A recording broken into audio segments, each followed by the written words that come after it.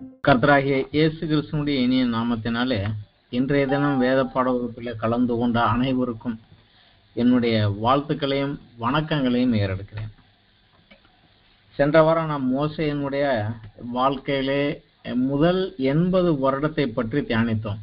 அது யாத்ராம் புஸ்தகத்தில் 1-2 அதிகாரத்துக்குள்ளே அவருடைய 80 வருஷ வாழ்க்கை குறித்து சுருக்கமாக கொடுக்கப்பட்டிருக்குது. இன்று மோசேயினுடைய வாழ்க்கையின் 3ஆம் கட்டமாக அவருடைய ஊழியத்தின் கடைசி 40 வருடங்களை தியானிக்க இருக்கிறோம். அது யாத்ராகமம் 3வது அதிகாரத்தில் மோசே எரிகின்ற முட்செடியிலே தேவன் அவனுக்கு தரிசனமாகி அவரை எகிப்து தேசத்திற்கு சென்று ஜனங்களை அடிமைத்தனத்திலிருந்து மீட்டு வரும்படியாக அழைத்தது முதல்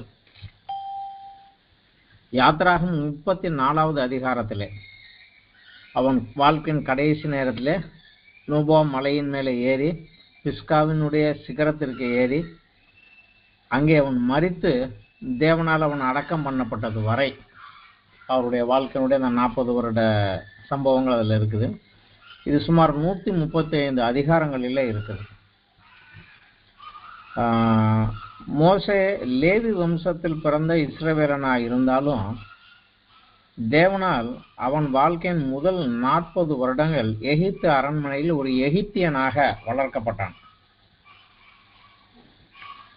2வது 40 வருடங்கள் அவன் தேசத்தை விட்டு ஓடிப்போய் மீதியான் தேசத்துக்கு போய் அந்த அரபி தேசத்தின் பாலைவனத்தில் தன் மாமனுடைய ஆடுகளை மேய்க்கின்ற ஒரு அரபியனை போல வாழ்ந்தான்.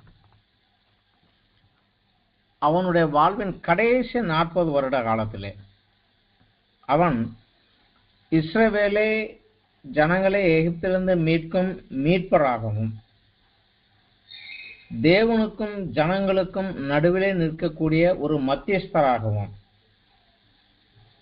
வனாந்திரத்திலே அவர்களை வழிநடத்தி செல்லக்கூடிய ஒரு தலைவனாகவும் புதிய தேசமாக மாற இருக்கும் அவர்களுக்கு தேசத்தின் சட்டங்களை வடிவமைத்து கொடுக்கக்கூடிய ஒருவனாகவும் அதே சமயத்தில் ஆராதனை முறைகளையும் தேவ சமூகத்தில் கிட்டி சேர ஆன்மீக வழிகளையும் வடிவமைத்து கொடுக்கிறவனாகவும் விளங்கினான். ஆசாரியனாக ஆரோனை நியமித்து ஆரோன் அவனுடைய சந்ததியாக தேவனுக்கும் ஜனங்களுக்கும் மத்தியில் நிற்கக்கூடிய அந்த ஆசாரிய அபிஷேகத்தை ஊழியத்தை ஆரம்பித்து வைத்தவர் அவர்தான். அவர் காலத்தில் தான் நடந்தது. இவ்வளவு ஒரு பெரிய ஒரு சிறப்பான காரியங்களிலே ஒரு உயர்வான உன்னதமான ஒரு பதவிகளிலே அவர் இருந்தாலும் கூட அவர் வாழ்க்கையில நாம் கற்றுக்கொள்ள வேண்டிய முக்கியமான விஷயம் அநேகம் உண்டு. அதில் விசேஷமாக நாம் காண்பது அவருடைய தாழ்மை, ஜனங்களின் மேல் இருக்கக்கூடிய அவருடைய கரிசனை. இது ரெண்டும் அவருடைய வாழ்க்கையில மிக விசேஷமான ஒரு ஸ்தானத்தில் இருக்கும். எகிப்திலே கொடிய அடிமைத்தனத்திலிருந்து அந்த யாக்கோபின் சந்ததியை தேவன் மோசே மூலமாக பலத்த வல்லமை அற்புதங்கள் மூலமாக விடுவித்து புதிய தேசமாக தேவனால் பாதுகாக்கப்பட்டு போஷிக்கப்பட்டு தேவ நாமத்திற்கு மகிமையாக முழு உலகத்திற்கும் சாட்சியாக நிற்கக்கூடிய ஒரு புதுவிதமான பரிசுத்த தேசமாக மாற்ற வழி நடத்தினார். ஜனங்கள் எகிப்தை விட்டு வெளியே வந்துட்டாங்க, ஆனா எகிப்து அவங்கள விட்டு வெளியே போகல. அதுதான் அங்க அவங்ககிட்ட இருந்த பிரச்சனை. எகிப்தில நடந்த அந்த விக்கிர வழிபாடுகள், களியாட்டங்கள், எகிப்திய கலாச்சாரங்கள், அவர்கள் வாழ்க்கையில் நடைபெறக்கூடிய சுபாவங்கள், அந்த பழக்க வழக்கங்கள், அவர்கள் இங்கே கற்றுக்கொண்ட பழக்க வழக்கங்களை இவங்க விடவே இல்லை. மோசேயினால் வெளியே கொண்டு வந்து வழிநடத்தப்பட்டாலும் கூட திரும்பவும் அவர்களுடைய இருதயம் எகிப்திலேயே தான் இருந்தது. அதனால பல முறை எகிப்துக்கு திரும்பி செல்ல வேண்டும் என்று முயற்சிகள் எல்லாம் செஞ்சாங்க. மோசேக்கு விரோதமாக பல முறை அவர்கள் முறுமுறுத்தாங்க, எதிர்த்து நின்றாங்க. மோசையை தள்ளி விட்டுட்டு புதிய தலைவனை உருவாக்கலாம் முயற்சி செஞ்சாங்க. சில நேரங்களில் அவரை கல்லெறிந்து கொலை செய்ய கூட முயற்சி செய்தாங்க. இவ்வளவு இருந்த போதும் கூட அவர்களுக்கு விரோதமாக தேவனுடைய கோபம் எழும்பின போது மோசே அந்த ஜனங்களுக்காக அவனுக்கு விரோதமாக முறுமுறுத்து கல்லெறிய முயற்சி செய்து அந்த ஜனங்களின் சார்பாக தேவ சமூகத்தில் நின்று பரிந்து பேசி அவர்கள் அழிந்து போகாதபடி காத்தான். அவனுடைய சொந்த சகோதரன் சகோதரி அவனுக்கு விரோதமாக எழும்பி பேசிய போது அவன் அங்க எதுவுமே பேசல, தன்னை தாழ்த்தி பேசாம இருந்தான். அதனால தேவனே இறங்கி ஆரோனிடத்துல மிரியத்திட்டம் பேச வேண்டியதாயிட்டு. அந்த அளவுக்கு அவன் தன்னை தாழ்த்தி பிரச்சனைகள் ப்ராப்ளத்துக்கு போகாம தன்னை தாழ்த்துகிறவனாக ஜனங்களை நேசிக்கிறவனாக இருந்தான். ஏன்னா அவனுடைய வாழ்க்கையில் ஒரே ஒரு எய்ம், இந்த ஜனங்களை விடுவித்து அடிமைத்தனத்திலிருந்து விடுவித்து கொண்டுட்டு வரணும். தேவன் அவனுக்கு கொடுத்ததோ அடிமைத்தனத்திலிருந்து விடுவித்து நான் ஆபிரகாம் ஈசாக்கு யாக்கோப்புக்கு வாக்கு கொடுத்த அந்த கானான் தேசத்துக்கு அவங்கள கொண்டுட்டு போ, அவங்கள ஒரு தேசமாக கொண்டு போ என்று அவனுக்கு அழைப்பு கொடுத்திருந்தார். ஸோ அதை ஒரு நோக்கமாக வைத்து இந்த ஜனங்களை அங்க கொண்டு போய் தேசமாக வைக்க வேண்டும். இதுதான் அவன் வாழ்க்கையினுடைய ஒரே நோக்கம். ஒரு உயிர் மூச்சு, அவனுடைய தரிசனம், அவனுடைய வாஞ்சை எல்லாமே அதுக்குள்ள இருந்ததுனால அந்த ஜனங்களை கொண்டுட்டு போகணும் அப்படிங்கிறதுல அவங்க என்னதான் அவனுக்கு விரோதமாக செயல்பட்ட போதும் கூட அவன் தன்னுடைய அந்த ஸ்தானத்திலிருந்து கீழே இறங்கல. அநேக காரியங்களிலே இயேசு கிறிஸ்துவுக்கு ஒரு முன் மாதிரியை, ஒரு சாயலை, இயேசு கிறிஸ்துவுக்கு ஒரு சாயலை நம்ம அவன் வாழ்க்கையில பார்க்கலாம். தேவன் அவனை அழைத்தது முதல் அவன் வாழ்வின் கடைசி நாள் வரை அவன் தேவன் அழைத்த அந்த அழைப்பிலிருந்து ஒரு பொழுதும் பின்வாங்கவே இல்லை. பிரச்சனைகள், பாடுகள், பிராபலங்கள் வந்தது, ஆனாலும் அவன் பின்வாங்கவே இல்லை. முன்னோக்கி சென்று கொண்டே தான் இருந்தான், ஒருபோதும் அவன் பின்வாங்கவில்லை. அவனுடைய வாழ்வின் சில சிறப்பு அம்சங்களை நம்ம பார்த்தோம்னா, தேவனோடு முகமுகமாய் பேசுகிற அளவு தேவனுக்கு ஏற்ற மனிதனாய் இருந்தான். விசேஷமாக தேவனுடைய சிநேகிதன் என்று அழைக்கப்படுகிற அளவுக்கு அவன் தேவனோடு நெருக்கமாக பேசுகிறவனாக இருந்தான். யாத்ராமம் 33வது அத்தியாயத்துல 9, 10, 11 வசனங்கள் நம்ம பார்க்கலாம். மோசே கூடாரத்துக்குள் பிரவேசிக்கையில் மேகஸ்தம்பம் இறங்கி கூடார வாசலில் நின்றது. கர்த்தர் மோசேயோடு பேசினார். ஜனங்கள் எல்லாரும் மேகஸ்தம்பம் கூடார வாசலில் நிற்க கண்டார்கள். ஜனங்கள் எல்லாரும் எழுந்திருந்து தங்கள் தங்கள் கூடார வாசலில் பணிந்து கொண்டார்கள். ஒருவன் தன் சிநேகிதனோட பேசுவது போல கர்த்தர் மோசேயோட முகமுகமாக பேசினார். பின்பு அவன் பாளையத்துக்கு திரும்பினான். இவன் எப்பொழுதெல்லாம் ஆண்டவர் சமூகத்துக்கு போக வேண்டும் என்று போகிறானோ, இவன் போகிற போது தேவன் அங்கே இறங்கி வந்து நின்றார் அவனோடு பேசுவதற்கு. ஒரு பிரியமான ஒரு சிநேகிதனோட நம்ம உட்கார்ந்து சம்பாதிக்கிறது போல வந்திருக்கிற அளவுக்கு வந்திருந்தார். எபிரேய நிறுவ ஆக்கியோன் மோசேயை குறித்து சொல்லுகிற போது விசேஷமாக ஒரு விசுவாச வீரனாக, விசுவாசத்தில் ஒரு தலை சிறந்த ஒரு வீரனாக அவரை நமக்கு அறிமுகப்படுத்துகிறார். நம்ம எல்லாருக்கும் தெரிந்த போது எபிரேயர் 11வது அத்தியாயத்துல அந்த விசுவாச வீரர்கள் பட்டியலில் இவரை குறித்து எழுதுகிறார். 11வது அத்தியாயம் 24வது வசனத்துல இருந்து நம்ம பார்க்கலாம். விசுவாசத்தினாலே மோசே தான் பெரியவன் ஆன போது பார்வோனுடைய குமாரத்தின் மகன் எனப்படுவதை வெறுத்து அனித்தியமான பாவ சந்தோஷங்களை அனுபவிப்பதை பார்க்கிறோம் தேவனுடைய ஜனங்களோட துன்பத்தை அனுபவிப்பதை தெரிந்து கொண்டான். இனி வரும் பலன் மேல் நோக்கமா இருந்து எகிப்திலுள்ள பொக்கிஷங்களிலும் கிறிஸ்துவின் நிமித்தம் வரும் நிந்தையை அதிக பாக்கியம் என்று எண்ணினான். விசுவாசத்தினாலே அவன் அதரிசனமானவரை தரிசிக்கிறது போல உறுதியா இருந்து, ராஜாவின் கோபத்துக்கு பயப்படாமல் எகிப்தை விட்டு போனான். அவன் தேவனை முகமுகமா தரிசிக்கிறதை போல உறுதியோடு இருந்தா அவனுக்கு ஆண்டவர் முன்னாடி வந்து அவனோடு பேசினார். ஒரு மிகப்பெரிய ஒரு விசுவாச வீரனாக இங்க எபிரேய நிறுவ ஆக்கின்னு அவர் சொல்லுகிறார். அது மாத்திரமல்ல, அநேக சிறப்பான தீர்க்க தரிசனங்களை அவர் கூறினார். இயேசு கிறிஸ்துவை ஒரு தீர்க்க தரிசியாக பிற்காலத்திலே தேவன் அனுப்புவார் என்பதை குறித்து அவருடைய காலத்திலே அவர் ஒரு தீர்க்க தரிசனம் சொன்னார். உபாகமம் 18வது அத்தியாயத்துல நம்ம அதை பார்க்கலாம்.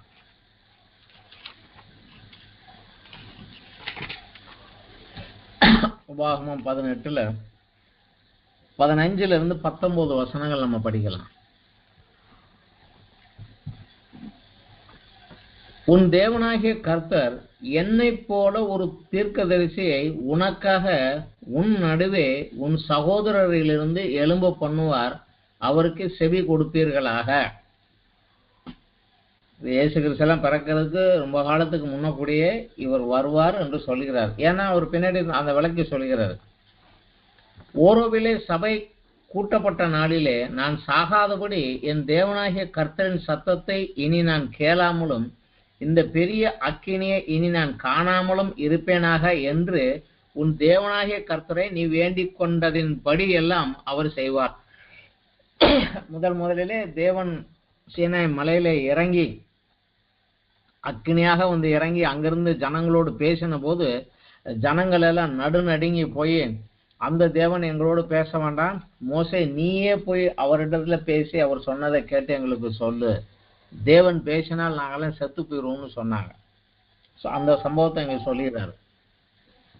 முதலாக ஆராதிக்க எகிப்து விட்டு வெளியே வந்து ஆராதிக்கிற போது நீ இந்த தேவனுடைய சத்தத்தை இனி நான் கேளாமலும் இந்த அக்கினியை நான் காணாமலும் இருப்பேனாக நீ வேண்டிக் கொண்டு செஞ்சாரு. அப்பொழுது கர்த்தர் என்னை நோக்கி, அவர்கள் சொன்னது சரியே, உன்னை போல ஒரு தீர்க்கதரிசியை நான் அவர்களுக்காக அவர்கள் சகோதரரிலிருந்து எழும்ப பண்ணி என் வார்த்தைகளை அவர் வாயிலே அருளுவேன், நான் அவருக்கு கற்பிப்பதையெல்லாம் அவர்களுக்கு சொல்லுவார், என் நாமத்தினாலே அவர் சொல்லும் என் வார்த்தைகளுக்கு செவி கொடாதவன் எவனோ அவனை நான் விசாரிப்பேன். அவரும் ஆண்டவர் வாக்கு கொடுத்திருக்கிறார். இந்த ஜனங்களை நான் அந்த தேசத்துல போய் சேர்ந்ததுக்கு அப்புறமும் நான் உன்னை போல ஒருத்தர் அவங்களுக்குள்ள எழுப்புவேன், நான் என் வார்த்தையை அவர் வாயிலே அருளுவேன், நான் என்ன செய்ய சொல்றனோ என்ன சொல்ல சொல்றனோ அதையெல்லாம் அவர் சொல்லுவார், அவர் செய்வார், என் நாமத்தினாலே அவர் சொல்லும் வார்த்தைக்கு செவி கூடாதவன் எவனோ அவனை நான் விசாரிப்பேன், நியாயத்தீர்ப்புல நான் அவனை விசாரிப்பேன். சோ இந்த காரியங்களை அந்த ஜனங்களுக்கு புரிந்ததோ புரியலையோ அத்த காலத்திலேயே இயேசு கிறிஸ்துவை குறித்து அவர் எழுதி வைத்திருந்தார். இதை அப்போஸ்தலர் நடவடிக்கைகள்ல வந்து பேதுரு அந்த பரிசுத்தாவி இறங்கி ஜனங்களை வந்து நின்ற போது அவங்களுக்கு இந்த வசனத்தை மேற்கோள் காட்டுகிறார். மோசே கூட சொல்லி வச்சிருந்தான், அந்த இயேசு கிறிஸ்துவை தான் ரட்சகராகவும் கர்த்தராகவும் தேவன் அனுப்புனாரு, ஆனா நீங்களோ அவரை மரத்துல வச்சு கொலை செஞ்சீங்கன்னு இந்த வசனத்தை தான் அவரும் அங்க பேசுகிறார். அந்தபடி கிறிஸ்துவை குறித்து பிற்காலத்துல வருகிற ஒரு தீர்க்க தரிசனம் செஞ்சார். விசேஷமா அவருடைய ஊழிய காலத்திலே புதிய ஏற்பாட்டு சம்பவங்கள் அநேகத்தை ஒரு நிழலாக ஒரு மாதிரியாக அவருடைய ஊழிய காலத்திலேயே செயல்படுத்தினார். 1 கொரிந்தியர் 10வது அத்தியாயத்துல 1லிருந்து 4 வசனத்துக்கு பவுல் ஒரு காரியத்தை எழுதுகிறார். 1 கொரிந்தியர் 10ல நம்ம பார்க்கலாம். இன்றைக்கு நாம சொல்லக்கூடிய இந்த ஞானஸ்நானம் அப்படிங்கிறதுக்கு ஒரு மாதிரியாக அந்த காலத்திலே மோசேயின் மூலமாக ஒரு நிழலாட்டமாக தேவன் நடத்தினார் அப்படிங்கிறார். 10வது அத்தியாயம் 1லிருந்து படிக்கலாம். இப்படி இருக்க சகோதரரே, நீங்கள் எவைகளை அறிய வேண்டும் என்று இருக்கிறேன் என்றால், நம்முடைய பிதாக்கள் எல்லாரும் மேகத்துக்கு கீழாக இருந்தார்கள், எல்லாரும் சமுத்திரத்தின் வழியாய் நடந்து வந்தார்கள், எல்லாரும் மேகத்துக்குள்ளாக மேகத்தினாலும் சமுத்திரத்தினாலும் ஞானஸ்நானம் பண்ணப்பட்டார்கள். இன்று தண்ணிக்குள் மூழ்கி இறந்து எதிர்க்க போல அன்று சிவந்த சமுத்திரத்துக்குள்ளாக மூழ்கி வெளியே எந்திரிச்சு வந்தாங்க.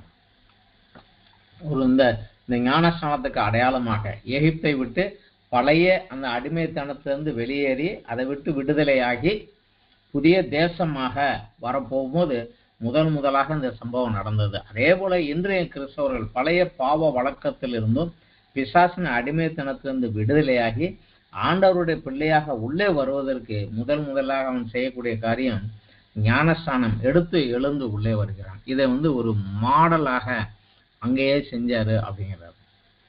அந்த மாதிரி ஞானஸ்தானம் எடுத்து வந்தவங்களுக்கு தான் சபையிலே கிறிஸ்துவனுடைய சரீரத்திலும் அவருடைய ரத்தத்திலும் பானம் பண்ணக்கூடிய ஒரு வாய்ப்பு உண்டு. அதையே இங்கே எழுதுகிறார் 3-4 வசனத்துல. எல்லாரும் ஒரே ஞான போஜனத்தை புசித்தார்கள். இந்த ஒரே அப்பத்தில் நம்ம பங்கு பெறுகிறோம். அதே போல எல்லாரும் ஒரே ஞான போஜனத்தை புசித்தார்கள். எல்லாரும் ஒரே ஞான பானத்தை குடித்தார்கள். எப்படியெனில் அவர்களோட கூட சென்ற ஞான கண்மலையின் தண்ணீரை குடித்தார்கள். அந்த கண்மலை கிறிஸ்துவே. ஸோ இதுக்கெல்லாம் நிழலாட்டமாக அந்த காலத்திலே ஆண்டவர் கொண்டு வந்திருந்தாரு. ஸோ இன்றைக்கு நீங்க அப்படித்தான் வந்திருக்கிறீங்க அப்படின்னு சொல்லிட்டு பவுலுங்க எச்சரிக்கையாக சில காரியங்களை சொல்றாரு. இதெல்லாம் எடுத்திருந்தும் கூட நீங்க தேவனுக்கு பிரியமாக தேவ சித்தத்தினுடைய வாழவில்லை என்றால் அவர்களுக்கு நேரிட்டுதான் நேரிடும் அப்படின்னு இங்க நமக்கு ஒரு காரியத்தை சொல்லுகிறார். அதே போல இயேசுவினுடைய சிலுவை மரணத்திற்கு நிழலாக அவர் மரித்து உயிர்த்தெழுந்து அந்த சிலுவையை பார்த்து ஜனங்கள் எப்படி ரட்சிப்புக்குள்ள உள்ள வழி வந்தாங்க அப்படிங்கிறதுக்கு ஒரு மாதிரியாக நிழலாட்டமாக ஒரு காரியத்தை அவர் செய்து வைத்திருந்தார்.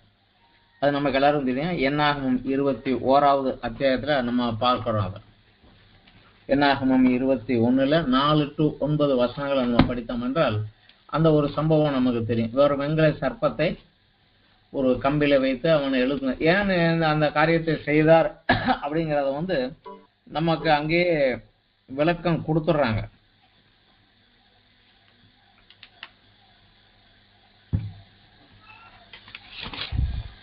அவர்கள் தேவனுக்கு விரோதமாக முறுமுறுத்ததினால அவர்கள் தண்டிக்கப்பட்டு அவங்க பிரச்சனைக்குள்ள மாட்டிக்கிட்டாங்க. 21வது 4 அவர்கள் ஏதோம் தேசத்தை சுற்றி போகும்படி ஓர் என்னும் மலையை விட்டு சிவந்த சமுத்திரத்தின் வழியாக பிரயாணம் பண்ணினார்கள். வழி நிமித்தம் ஜனங்கள் மனம் அடிவடைந்தார்கள். ஜனங்கள் தேவனுக்கும் மோசேக்கும் விரோதமாக பேசி, நாங்கள் வனாந்திரத்தில் சாகும்படி நீர் எங்களை எகிப்து தேசத்திற்கு வரப்பண்ணினது என்ன? இங்கே அப்பமும் இல்லை தண்ணீரும் இல்லை. இந்த அற்பமான உணவு எங்கள் மனதுக்கு வெறுப்பா இருக்கிறது. இவங்க சொன்ன அந்த அற்பமான உணவுங்கிறது மன்னா. அப்பொழுது கர்த்தர் கொள்ளிவாய் சர்ப்பங்களை ஜனங்களுக்குள்ளே அனுப்பினார். அவைகள் ஜனங்களை கடித்ததினாலே இஸ்ரவேலருக்குள்ளே அநேக ஜனங்கள் செத்தார்கள். அதனாலே ஜனங்கள் மோசேயிடத்துல போய், நாங்கள் கர்த்தருக்கும் உமக்கும் விரோதமாக பேசினாலே பாவம் செய்தோம். சர்ப்பங்கள் எங்களை விட்டு நீங்கும்படி கர்த்தரை நோக்கி விண்ணப்பம் பண்ண வேண்டும் என்றார்கள். மோசே ஜனங்களுக்காக விண்ணப்பம் பண்ணினான். அப்பொழுது கர்த்தர் மோசேயை நோக்கி, நீ ஒரு கொள்ளிவாய் சர்ப்பத்தின் உருவத்தை செய்து அதை ஒரு கம்பத்தின் மேல் தூக்கி வை. கடிக்கப்பட்டவன் எவனோ அவன் அதை நோக்கி பார்த்தால் பிழைப்பான் என்றார். அப்படியே மோசே ஒரு வெண்கல சர்ப்பத்தை உண்டாக்கி அதை ஒரு கம்பத்தின் மேல் தூக்கி வைத்தான். சர்ப்பம் ஒருவனை கடித்த போது அவன் அந்த வெண்கல சர்ப்பத்தை நோக்கி பார்த்து பிழைப்பான். இதே இந்த காரியத்தை இயேசு கிறிஸ்து நிக்கோதேமு கிட்ட பேசுகிற போது இயேசு கிறிஸ்து இந்த சம்பவத்தை சொல்லுகிறார். யோவான் 3வது அத்தியாயத்துல நிக்கோதேமு வந்தபோது அவங்கிட்ட பேசுகிற போது இயேசு கிறிஸ்து இந்த சம்பவத்தை சொல்லுகிறார். யோவான் 3ல் 14, 15, 16. நமக்கு 16 தெரியும், ஆனால் அந்த 14ஓடு சேர்ந்துதான் அதுவும் வருகிறது.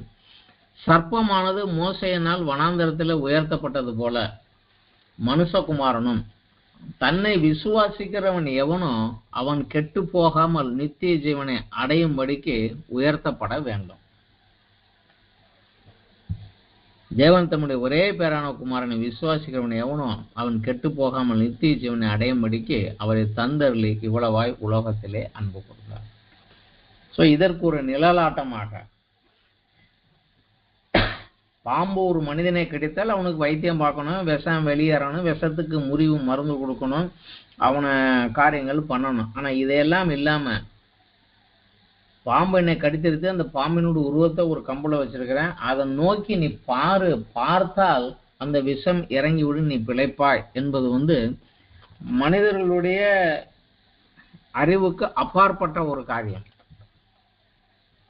அதே போலதான் பாவத்தின் நிமித்தம் கஷ்டப்படுகிற ஒரு பாவியானவன் என் பாவங்களுக்காக இயேசு கிறிஸ்து கிரயத்தை செலுத்தி அந்த சிலுவை மரத்தில் எனக்காக பலியானார் என்பதை ஒரு மனிதன் விசுவாசிக்கிற போது அவனுடைய பாவங்கள் மன்னிக்கப்பட்டு கிறிஸ்துவை அவன் கர்த்தராக ஏற்றுக்கொள்கிற போது தேவனுடைய பிள்ளையாக மாறக்கூடிய ஒரு அதிகாரம் கிடைக்கிறது.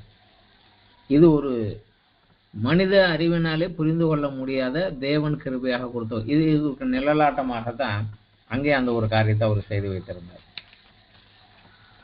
அதே போல எபிரேய நிருப ஆக்கியோன் சொல்கிறாரு, இயேசு கிறிஸ்துவை போலவே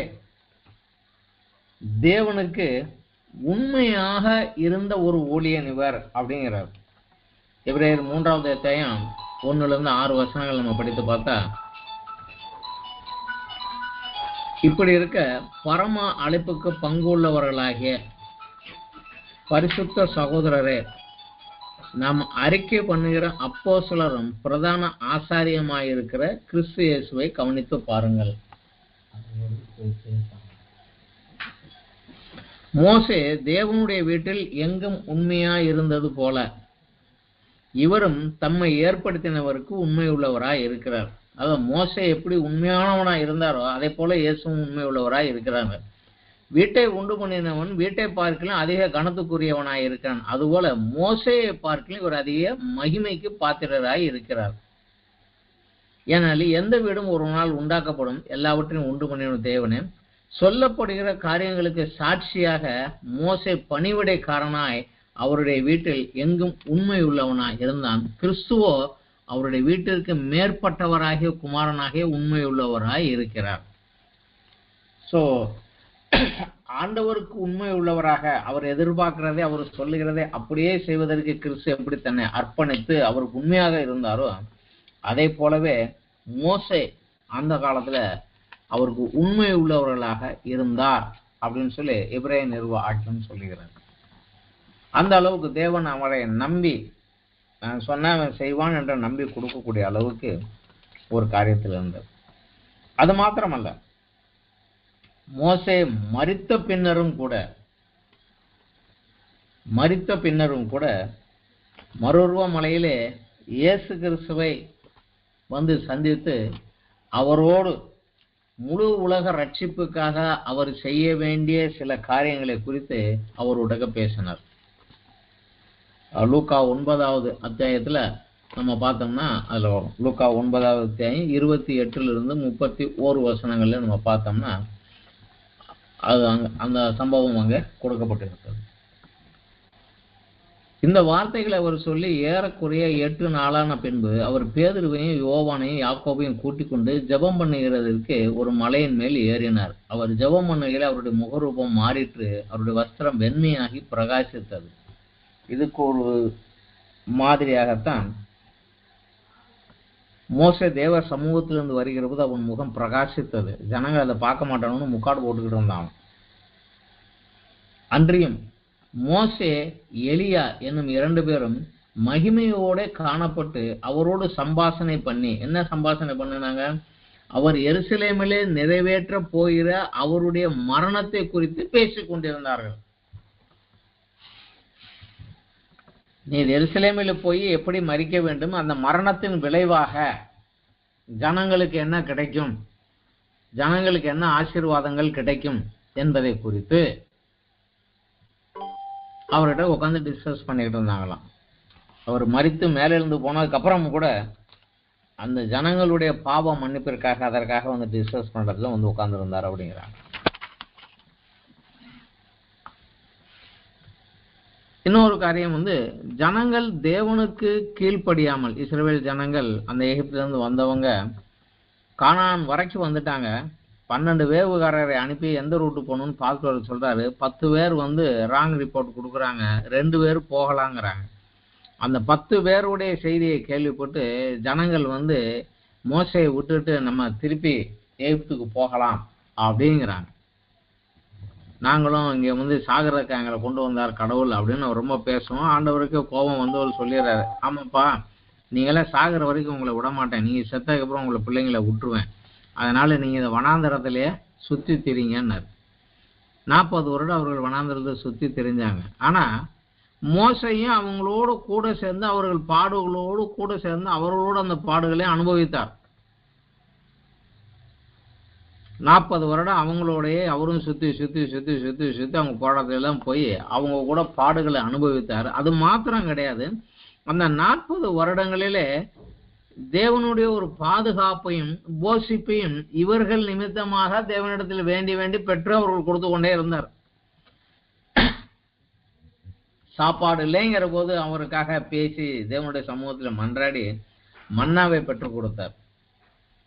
பாலைவனத்துக்குள்ள சுத்தி தீர்றாங்க, உங்களுக்கு சாப்பாடு வேணும் என்று கேட்டபோது ஆண்டவர் இவர் ஜெபத்தை கேட்டு இவர் ஜெபத்தின் விளைவாக மன்னாவை கொடுத்தார்.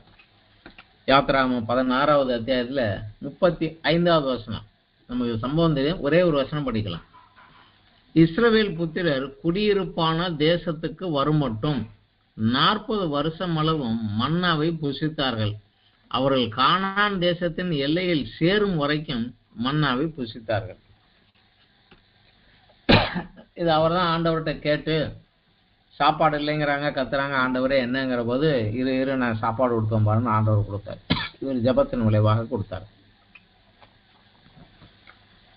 அது மாத்திரமல்ல, அவங்க தாகமா இருக்கு அப்படிங்கிற போது தேவனிடத்தில் பெற்று தண்ணீர் இல்லாத வனாந்தரத்துல போறோம், தண்ணி இல்லைங்கிற போது தேவ சமூகத்திலே நின்று அவர்களுக்காக ஜெபித்து தண்ணீரை பெற்றுக் கொடுத்தார். இதே யாத்ராகமம் 17வது அத்தியாயத்துல 1-7 வசனங்கள் படித்து பார்த்தா அதுல இருக்கும். பின்பு இஸ்ரவேல் புத்திராக சபையர் எல்லாரும் கர்த்தருடைய கட்டளையின்படியே சீன் வனாந்தரத்திலிருந்து புறப்பட்டு பிரயாணம் பண்ணி ரெவிதீமிலே பாளையம் இறங்கினார்கள். அங்கே ஜனங்களுக்கு குடிக்க தண்ணீர் இல்லாது இருந்தது. அப்போது ஜனங்கள் மோசையோட வாதாடி, நாங்கள் குடிக்கிறதுக்கு எங்களுக்கு தண்ணீர் தர வேண்டும் என்றார்கள். அதற்கு மோசே, என்னோட ஏன் வாதாடுகிறீர்கள், கர்த்தரை ஏன் பரீட்சை பார்க்கிறீர்கள் என்றார். ஜனங்கள் அவ்விடத்தில் தண்ணீர் தவணமாய் இருந்தபடியால் அவர்கள் மோசைக்கு விரோதமாய் முறுமுறுத்து, நீர் எங்களையும் எங்கள் பிள்ளைகளையும் எங்கள் ஆடு மாடுகளையும் தண்ணீர் தவணத்தினால் கொன்றுபட எங்களை எகிப்திலிருந்து ஏன் கொண்டு வந்தீர் என்றார்கள். மோசே கர்த்தரை நோக்கி கூப்பிட்டு, இந்த ஜனங்களுக்கு நான் என்ன செய்வேன், இவர்கள் என்மேல் கல்லெறிய பார்க்கிறார்களே என்றான். அப்போது கர்த்தர் மோசையை நோக்கி, நீ இஸ்ரவேல் மூப்பரில் சிலர் உன்னோடு கூட்டிக் கொண்டு நீ நதியை அடித்த உன் கோலை உன் கையிலே பிடித்து கொண்டு ஜனங்களுக்கு முன்னே நடந்து போ. அங்க ஓரோபிலே நான் உனக்கு முன்பாக கண்மலையின் மேல் நிற்பேன், நீ அந்த கண்மலையை அடி, அப்பொழுது ஜனங்கள் குடிக்க அதிலிருந்து தண்ணீர் புறப்படும் என்றார். அப்படியே மோசே இஸ்ரவேல் மூப்பரின் கண்களுக்கு முன்பாக செய்தார். இது இவர்கள் பிரயாணம் பண்ணி வந்த ஆரம்ப காலகட்டத்துல. இதே போல ஒரு சம்பவம் பிற்காலத்திலேயும் ஒரு நடந்தது. இந்த ஒரு 40 வருடங்கள்ல முடித்து திரும்பி அவங்க தேசத்துக்குள் நெருங்கக்கூடிய அந்த ஒரு நேரம் வருகிற போது, அப்போயும் அவங்களுக்கு அங்க வருகிற போது அங்க தண்ணீர் இல்லாம இருந்தது.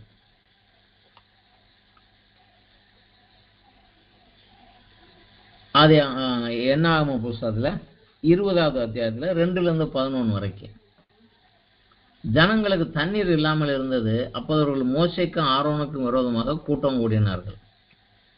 ஜனங்கள் மோசையோடு வாக்குவாதம் பண்ணி, எங்கள் சகோதரர் கர்த்தருடைய சந்நிதியில் மாண்ட போது நாங்களும் மாண்டு போயிருந்தால் நலமாயிருந்திருக்கும், நாங்களும் எங்கள் மிருகங்களும் இங்கே சாகும்படி நீங்கள் கர்த்தரின் சபையை இந்த வனாந்தரத்துக்கு கொண்டு வந்தது என்ன? விதைப்பும் அத்தி மரமும் திராட்சை செடியும் மாதுளஞ்செடியும் குடிக்க தண்ணீரும் இல்லாத இந்த கெட்ட இடத்திற்கு எங்களை கொண்டு வரும்படி நீங்கள் எகிப்திலிருந்து எங்களை புறப்பட பண்ணினது என்ன என்றார். அப்போது ஆரோனும் மோசேயும் சபையை விட்டு ஆசாரிப்பு கூடார் வாசலில் போய் முகம் குப்புற விழுந்தார்கள். கர்த்தருடைய மகிமை அவர்களுக்கு காணப்பட்டது. கர்த்தர் மோசேயை நோக்கி, நீ கோலை எடுத்துக்கொண்டு நீ உன் சகோதரனாகிய ஆரோனும் சபையாரை கூடி வர செய்து அவர்கள் கண்களுக்கு முன்பாக கண்மலையை பார்த்து பேசுங்கள், அப்போது தண்ணியில் உள்ள தண்ணீரை கொடுக்கும். இப்படி நீ அவர்களுக்கு கண்மையிலிருந்து தண்ணீர் புறப்பட பண்ணி சபையாருக்கும் அவர்கள் மிருகங்களுக்கும் குடிக்க கொடுப்பாய் என்றார்.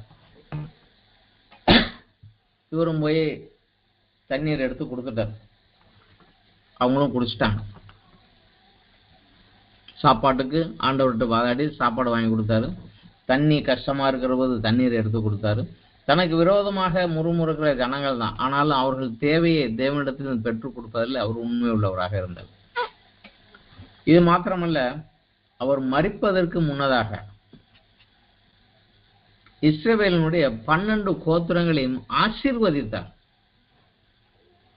நன்றா நம்ம தெரிஞ்சுக்கணும், அவருக்கு விரோதமாக முறுமுறுத்து கலகம் பண்ணி அவரை கல்லால் அடிக்கணும் பேசி அவரை ரொம்ப கஷ்டத்துல கொண்டு வந்து ஒரு மிக முக்கியமான ஒரு சிக்கலுக்குள்ள கூட அவர் கொண்டாந்து விட்டு தேவன் அவரை உனக்கு இந்த காரியத்தை கொடுக்க மாட்டேன் போ என்று தேவனே அவருக்கு ஒரு பனிஷ்மெண்ட் கொடுக்கக்கூடிய நிலைமைக்கு இவங்களால தான் வந்தார். ஆனாலும் அவர் மரிப்பதற்கு முன்னதாக அந்த ஜனங்களை பார்த்து மனப்பூர்வமாக ஒரு தகப்பன் பிள்ளைகளை ஆசீர்வதிக்கிறது போல அவர்களை ஆசீர்வதித்தார். அது உபாகமம் 33வது அத்தியாயத்துல 1வது வசனத்துல இருந்து அந்த முழு அத்தியாயமும் 29 வசனங்கள் வரைக்கும் இருக்குது. அதுல ஒவ்வொரு கோத்திரத்தையும் தனித்தனியாக பேர் சொல்லி அழைத்து அந்த ஒவ்வொரு கோத்திரத்தையும் அவர் ஆசீர்வதிக்கிறார். தேவனுடைய மனுஷனாகிய மோசே தான் மரணம் அடையும் முன்னே இஸ்ரவேல் புத்திரரை ஆசீர்வதித்த ஆசீர்வாதம் ஆவது, அதாவது ஒரு தகப்பன் ஸ்தானத்துல இருந்து அவர்களை வழிநடத்தி கொண்டு வந்து கடைசி அவர் மரிக்க முன்னதாகவும் அவர்களை ஆசீர்வதித்து விட்டு போகக்கூடிய ஒருவராக இருந்தார். பழைய ஏற்பாட்டிலே அவரை போல ஒரு தீர்க்கதரிசி எழும்பினதில்லை என்று சொல்லும் அளவு அவர் உயர்ந்தவராக சிறந்தவராக இருந்தார். ஆகிலும் ஜனங்களுடைய ஒரு அழுத்தத்தின் நிமித்தமாக அவர்கள் செய்த ஒரு பிரஷர் நிமித்தமாக இவர் ஒரு சிக்கல்ல மாட்டிக்கிட்டார். அதன் விளைவாக அவர் செய்த ஒரு தவறும் அதன் விளைவாக தேவனுடைய கோபம் அவர் மேல் வந்தது. இந்த 120 வருட வாழ்க்கையோட லட்சியம் இந்த ஜனங்களை அந்த தேசத்திற்கு கொண்டு போய் அதை ஒரு புதிய தேசமாக நிறுத்தணும். ஆனா அந்த லட்சியம் நோக்கம் தேவனால் மறுக்கப்பட்டது. இன்றைக்கும் நமக்கும் தேவனை கிட்டி சேர சேர அவர் மேல் நமக்குள்ள பயபக்தி குறையக்கூடாது. இதை நமக்கு கற்றுக் கொடுக்கிறார். என்னாகும் 20வது அத்தியாயத்துல 12வது வசனத்திலே நம்ம படிக்கலாம். ஆண்டவர் சொன்னாரு, கோலை எடுத்துக்கொண்டு போ, கண்மலையை பார்த்து பேசுங்கள், அது தன்னிடத்துல தண்ணீரை கொடுக்கும். இப்படி நீ அவர்களுக்கு கண்மலையிலிருந்து தண்ணீர் புறப்பட பண்ணி சபையாருக்கும் மிருகங்களுக்கும் தண்ணீர் கொடுப்பாயினார். மோசே கர்த்தர் கட்டளையிட்டுபடி கர்த்தர் சன்னியிலிருந்து எடுத்தான். மோசே ஆரோன் சபையார கண்மலைக்கு முன்னாக கூடி வரை செய்தார்கள். அப்பொழுது மோசே சொன்ன காரியம், அப்பொழுது மோசே அவர்களை நோக்கி, கலகக்காரரே கேளுங்கள், உங்களுக்கு இந்த கண்மலையிலிருந்து நாங்கள் தண்ணீர் புறப்பட பண்ணுவோமோ என்று சொல்லி தன் கையை ஓங்கி கண்மலையை தன் கோலினால் 2 தரம் அடித்தான். உடனே தண்ணீர் ஏராளமாய் புறப்பட்டது. சபையார் குடித்தார்கள், அவர்கள் மிருகங்களும் குடித்தது. Problem solved. சபைக்கு என்ன தேவையோ அது கிடைச்சு போச்சு. ஆனா இங்க தேவன் ஒரு காரியத்தை சொல்லுகிறார். பின்பு கர்த்தர் மோசேயும் ஆரோனை நோக்கி, இஸ்ரவேல் புத்திரரின் கண்களுக்கு முன்பாக என்னை பரிசுத்தம் பண்ணும்படி நீங்கள் என்னை விசுவாசியாமற் போனபடியினால் இந்த சபையாருக்கு நான் கொடுத்த தேசத்துக்கு நீங்கள் அவரை கொண்டு போவது இல்லை. 2 பேருக்குமே, மோசே ஆரோன் 2 பேருக்குமே சொல்லிட்டாரு. அந்த அத்தியாயம் முடியும் முன்னாடி சொல்லிட்டாரு. ஆரோனுக்கு டேட் முடிஞ்சு வச்சு அவன் சாக போறான், அவனை கொண்டு அவன் போஸ்ட மௌனம் கொடுத்துட்டு அவனை அடக்கம் பண்ணுங்கிறாரு. அதே இதுல இப்ப இது 12வது வசனத்துல 23வது வசனத்திலே வந்துருது. ஆரோன் போக மாட்டான், முதல்ல இவனை அடக்கம் பண்ணு அப்படிங்கிற. ஆனா உனக்கு இன்னும் கொஞ்சம் வேலை இருக்கு, நீ இருன்னு மோசே மட்டும் வைத்து. இதை குறித்து மோசே ஒரு இடத்துல சொல்லுகிறார். உபாகமம் 4வது அத்தியாயத்துல 21வது வசனத்துல சொல்லுகிறார், கர்த்தர் உங்கள் நிமித்தம் என்மேல் கோபம் கொண்டு நான் யோர்தானை கடந்து போவதில்லை என்றும் உன் தேவனாகிய கர்த்தர் உனக்கு சுதந்திரமாக கொடுக்கிற அந்த நல்ல தேசத்திலே நான் பிரவேசிப்பதில்லை என்றும் ஆணையிட்டார். உங்கள் நிமித்தமாக என் மேல ஆண்டவருடைய கோபம் வந்துச்சு, அந்த பனிஷ்மெண்ட்டை நான் வாங்கினேன் அப்படிங்கிற. இதை சங்கீத புஸ்தகங்களிலே கொஞ்சம் விளக்கமாக எழுதி வைத்திருக்கிறாங்க. சங்கீதம் 106 நம்ம பார்த்தோம்னா 32, 33 இந்த 2 வசனங்களிலே இந்த காரியத்தை கொஞ்சம் விளக்கமாக அந்த ஆக்கியோன் எழுதி வைத்திருக்கிறார். மேரிபாவின் தண்ணீர்களிடத்திலும் அவருக்கு கடும் கோபம் மூட்டினார்கள் ஜனங்கள். அவர்கள் நிமித்தம் மோசேக்கும் பொல்லாப்பு வந்தது. அவர்கள் அவன் ஆவியை விசனப்படுத்தினதினாலே, அதாவது ஜனங்கள் மோசேனுடைய ஆவியை விசனப்படுத்தி அவனை ஒரு ப்ரெஷருக்குள்ள டென்ஷன்ல கொண்டு போனதுனால தன் உதடுகளினால் பதறி பேசினான். அவன் செஞ்ச தப்பு இங்கதான். அவன் அங்க பார்த்துட்டு ஒரே ஒரு வார்த்தை தப்பா விட்டுட்டான். கர்த்தர் உங்களுக்கு கொடுப்பாருங்கிற குறையில நான் உங்களுக்கு தண்ணி கொடுக்க மாட்டோமோ அப்படின்னு சொல்லிட்டான். மாட்டிக்கிட்டாரு. ஆண்டவர் சொல்லிட்டான், நீ என்னைய பரிசுத்தப்படுத்தல, என்ன உயர்த்தல, நீ அங்க என்னமோ நீ தண்ணி கொடுப்போங்கிற மாதிரி நீ பேசிட்ட. என்னை மகிமைப்படுத்தணும், என்னை உயர்த்தணும், என்னை பரிசுத்தப்படுத்தணும். நான் தான் கொடுக்குறவன். தேவை பிரச்சனை ரிசல்ட் போச்சு. ஆனா அந்த ரிசல்ட்டை கொண்டு வந்த மெத்தடு சரியில்லை. இன்றைக்கு கூட நமக்கு கணக்கு எக்ஸாம்ல வைக்கணும்னா ஆன்சர் கரெக்ட், பட் ஆன்சர் கொண்டு வந்த மெத்தடு தப்புன்னா அந்த கணக்கே தப்பு தான் அப்படின்றாங்க. அதே போல கதை தான் இங்க மோசே காட்சி. இது இன்றைக்கு நமக்கும் எந்த ஒரு காரியமும் தேவனை உயர்த்தி அவரை கனப்படுத்தி அவருக்கு கீழே நம்ம அப்படின்னு இருக்கும்.